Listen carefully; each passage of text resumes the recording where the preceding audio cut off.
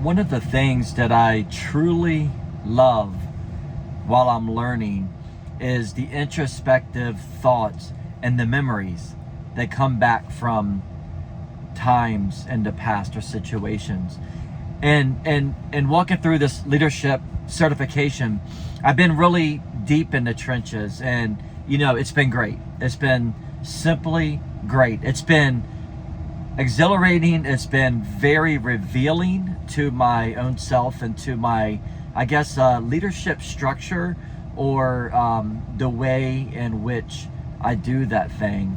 But it also has me do and take a look back on some stances that I've been in. And I'll often go back into that memory and think about how I did it then versus how I project and do it now, and going forward and learning forward, leading forward, and creating and cultivating change and being a change agent. Because ultimately, isn't that what we are called to do? Jesus Christ comes into our life. He's changed us. A lot of us feel a radical change, and it calls something to the deeper nature of who we are, what we're called to be, and what we're called to do. And sometimes we wrestle within the middle of that. We wrestle and it gets sticky, and sometimes we fail, and from those times we have to learn how to fail forward, and we have to learn to get lessons from that, through those crucibles and through those moments that maybe we didn't know really what to be in that moment, or what to give. But I believe that the beauty of what I've really been learning is, leadership is leadership. But leadership in itself, you know what it really is? It's coaching. It's coaching. And, I had this memory come back to me of an amazing leader that I had in the church that I pastored and started, and that I really had the great privilege to do back in 2002, 2003, and start that endeavor. And, he came to me one day and he said, are you trying to move me along? Are you trying to move me out? And I had to take a second and really get the feelings around what I was discerning. And it wasn't contradicting. It wasn't that he was coming at me. It was almost like a grieved heart. Like, what are you doing? What's the goal? What gives? What are you trying to do? Are you trying to move me out, or trying to, what's going on? And, I had to think about it. And I came back and I gave full honesty, and I said, yes, I am. Yes, I am. And the really cool thing in the moments and the minutes and maybe close to an hour that we shared in that coffee house in La Plata, Maryland, is the beautiful cookie crumbs that I was able to walk through with him and share why exactly the feelings that he had were not incorrect, but in fact, they were so true. And, this is really built around, and I want to give a few points here that I think are going to do me some good, getting it out and flushing this out. And I appreciate you allowing me to do that today with you. But I also believe it's going to bring something in your life immensely within those around you, that you may have the great audacity and privilege to be able to grow, or maybe speak into their life, or give them those things, those cookie crumbs. Because if you really think about it, what are we doing that the Lord or Holy Spirit has not already done? All we have been allowed to do is been invited to this great, grand gesture of believing in somebody and just letting them do what God's already breathed in their life to be, or to do, or find out more of that passion that's deep inside. And the more that we believe, the more that we get encouraged, but the more we set them forward and on fire to do and be all the things that they have been called to be. And John Maxwell has a quote, and he's done it and said it in various books. It's been on various podcasts, and it's really all over the internet. If you look this up, you'll find multiple videos, teachings, things that he's done from the Maxwell Leadership studios, on podcast, and you'll hear Mark Cole and various people share on this. But it's a belief that I believe is something we would do good to notate in our life if we are allowed the privilege to help people along. Look, it goes like this, and I quote, "If you need people, you can't lead people." Let that sit in for a second. Let that just press into that thought. If you and I need people, we will not be able to lead people.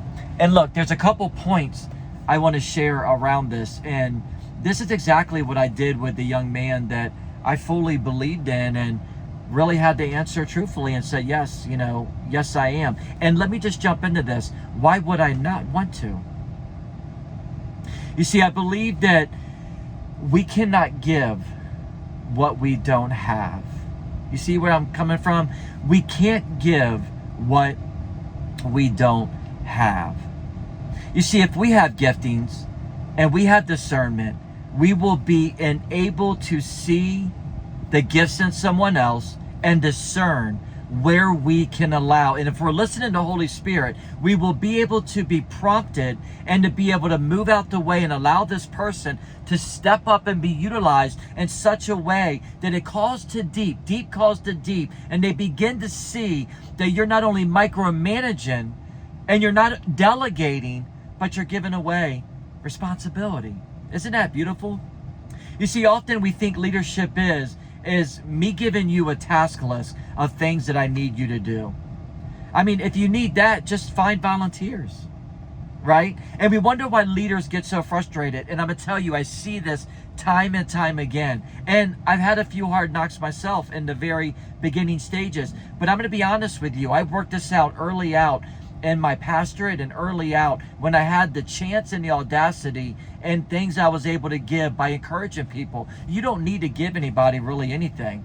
If they already have the gift, you can't do anything anyway. You can't give them what they don't already have. What you need to do and what we need to do in being leaders is encouraging that gift, cultivating that gift, speaking life and encouragement, and allowing them to have time to be able to exercise that gift, because we become the wind in their sails. You see, isn't that beautiful? But it's often so hard to do because sometimes leaders can be threatened leaders, and they may not give a person a platform because they're afraid that they may take people, and that happens a lot in the church.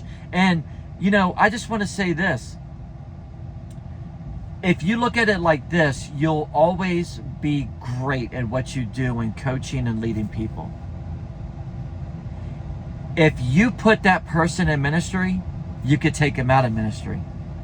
But if the Holy Spirit and Jesus put you in ministry, only He can move you. Isn't that good? You see, often we get threatened over things we have no control over. Sometimes we don't know where we're going ourselves. And do you know that you could still lead people and not know what your next move is? Because you've already been there. You've already known the way, showed the way, and went the way. You went and you went that direction. So you can't lead people where you haven't been. It's like trying to tell someone how to start a church. And doing it never happens in a great capacity. It's messy. You learn, you fall. You learn to trust really more than anything. You really see where your trust relationship between you and the Lord really is at when you start a church or even a business. It doesn't have to be a not-for-profit organization or a 501c3. It may just be something that's for profit. It may be an LLC, what have you, in a corporation. At the end of the day, you cannot give what you don't have, but you can definitely believe in people for what they have. Think about that for a second. Doesn't that take the pressure off of you? Because Mother Teresa said a great quote, and Maxwell's quoted this over and over, and this is one of my biggest MOs in life. You can do what I can't do. I can do what you can't do. But together, we can get it done. Together, we can do it all. That's the beauty of teamwork. One is too small of a number to achieve greatness. We can't climb the summit because if we don't have someone to pick us up when we fall or us pick them up when they fall, it is a lonely journey. And even if you do get to the top, you can't celebrate by yourself. You can, but I'm telling you what, that's going to be a short celebration. It's going to be boring. But isn't it great to bring others alongside of you? Often we say that we have people come to us and they say they want us to give them a platform. And the only person that can really ever give you a platform is the Lord. But as a leader, you can kind of do that. You can give them the belief in them that in right time, when the Lord shows you that, and they have exercised and cultivated those things that you've been helping them to enhance or to supplement or to raise their natural leadership abilities, or their ability to speak, or their ability to encourage or influence or to teach, or their ability to be able, some people are just great givers. And they have the ability and they have the blessing to be able to give. Do you know that just because they have doesn't mean that they've learned the gift of giving? That's a gift.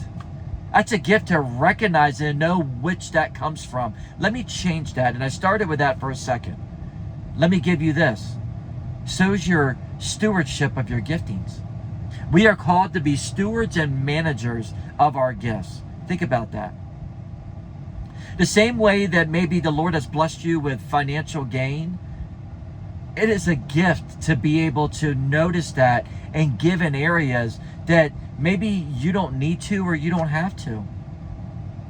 That's stewarding a gift well, because you know everything you have didn't come from you. It came from you articulating and working and using the giftings and the entrepreneurship or the streams that He's allowed into your life, and you've cultivated it well. So you give that back, which you know you could not do on your own. That's the same with leadership talent. Sometimes we hold back and we don't give people the full scope of what we have to offer because maybe we're threatened or we're offended if they look better in that moment in the light.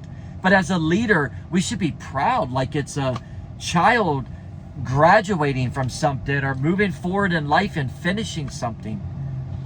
Because that says that, what you've done or what you believed in and what you just sat back and given them the applaud and clap and moved out of their way and let the Lord really do and allowed them to exercise that natural born ability in their life, they're really able to do that.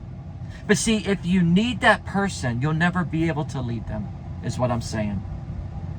You see, often we lead out of need. Hey, why don't you get up and do this? Or hey, why don't I make you this in the church or in the business? And sometimes we do a bigger disservice because they haven't been called for that.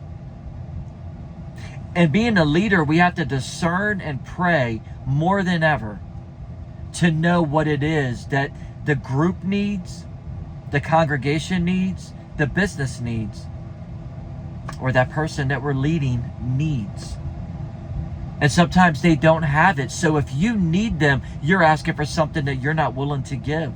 So that's the first point that I want to say. And I could go on and on about this. There's so many different analogies and so many things that I've had to learn in my own leadership or coaching. And the beautiful thing about coaching is this. Let me give you this before I go to this last point. And then I want to wrap this up. And I hope this is helping you. If it is, hit the like button. Give me a comment. Drop a comment. Tell me something that you've done. Something that maybe adds or can supplement to the way that I'm thinking that will allow me to see it differently or to have a better approach to it. Maybe it just flows better. And I welcome you to do that because believe me, at the end of the day, we all need each other helping and sharing the goodness because time is short. And the best thing that we can do is believe in one another that we can all reach our goals. And don't be a leader who thinks that you need something back, because if that's the case, you'll never be able to see that person through or to that thing that the Lord has ordained for their life, and you'll never be happy with the outcome. Usually, more than any, 100%, it will lead in disaster. But look, coaching is this and leadership is this. You don't coach people from the past. You coach people to where they're going. You coach them forward. You help them in areas that you can. You can't give what you don't have, but you can give encouragement, you can give insight, and you can give constructive criticism or constructive growth blocks to be able to help them get to where they need to be. Second thing I want to do is always, or what I want to say and share is always build free agents. Now that's hard. Let me tell you why that's hard.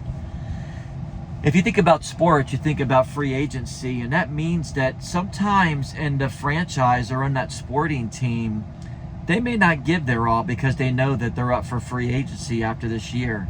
But do you know some of the best athletes are not the ones who will only give halfway, but they'll give their all because they're appreciative to be there, and they know the price they pay now of where they're at determines how they're going to be after the free agency by who they're picked up by. Does that make sense? Let me give it to you from the coaching or leadership perspective. If I was helping you to advance and coaching you along some ways that you have allowed me into your life, and to speak and to encourage and to give you building blocks along the way, my job or my gifting or what I think any leader would want to do is to give it their all. What do I mean by that? Create a free agency of people that you coach and lead. In other words, don't hold back and only give them certain things, and as they come along and prove to you things, you give more, because that is the law of timing, and that will bust that right down the middle, and it will spill and be unprofitable for their growth. But if you believe in people with all that you have and build them up and give them everything you have, every ounce of what you have, and put it in the hands of them and applaud them and raise them up on a platform so that they can lead and be led well, and you do it with a sincere heart, oftentimes you will keep those people versus them leaving. Do you know why that is? Because people can see the true heart of anyone that we lead. They know whether or not we are coming from the heart, we are coming from our giftings, and we are giving them their all when we are giving them feedback, or we're giving them chances to shine, or maybe a position or an office or something within ministry to lead, or something within their business that they're going to take over the social media or B2B, business to business, or they're going to take over, whatever these areas are within your building of a business and bringing others alongside of you. At the end of the day, you don't have to have the title to be a coach. If you build a business, you're doing just that. If you're doing an initiative and you're driving something bigger that's bigger than yourself forward, you are doing just that. Even with one or two people around you, you're a leader. You're a leader. You're seeing things and speaking into existence things and putting people where they best shine. Because at the end of the day, you can't do it all by yourself. And isn't it just nicer to let them do it? Let them do what they're qualified, and it takes pressure off you so you can go do what you can do. And together, the team looks like a unified front. You see, when the time comes for free agency and for them to pick that sporting player up, that baseball, football, whatever kind of sports we're using as an analogy here, they're going to be so attractive to be grabbed by, they're going to get so many offers they won't know what to do. So when you're leading people and coaching people, build them so that you build a free agent. Build so much into them that they can never question your leadership. They will know that you believed in them so much that they will always be appreciative and always thankful. And it doesn't mean that you'll probably keep them. Most likely they will grow forward and they will be able to go do, if that's what God's chosen for them, in a business or starting their own endeavor or going somewhere else that's utilizing their giftings more. And you know what that does? That will never come back to you as something broken or fragmented. It will always come back that you are a secure leader, you were a great coach, and you believed in them with all that you had. So today I want to challenge you. Take a look at it, of the people you're leading, of the people that you're coaching. Do you need them? Now, I know, of course we do. We need them on our team. But if you come from the need as in greed, you'll never be able to lead. I hope this helped you today. Lord bless you. And go ahead and hit like, subscribe, and let me know your comments. Let me know what this did for you. Because as I've been working this out, I was really exhilarated in thought and in my spirit once I was able to look back at the people I had the privilege of doing that with. I've always believed in them with all that I had, and sometimes maybe even more than I should have. And I don't mean that across the board. I just mean if you look down on someone, don't look down on them. Only look down if you're willing to help them up and bring them to where you are, because you will be able to open up their heart. The Holy Spirit will be able to show them things that He's always will for their lives, and they will be more than you will ever be able to do in their life. And guess what? You'll be able to be a part of it. God bless you. Lead well. And remember, if you need people, you won't be able to lead people.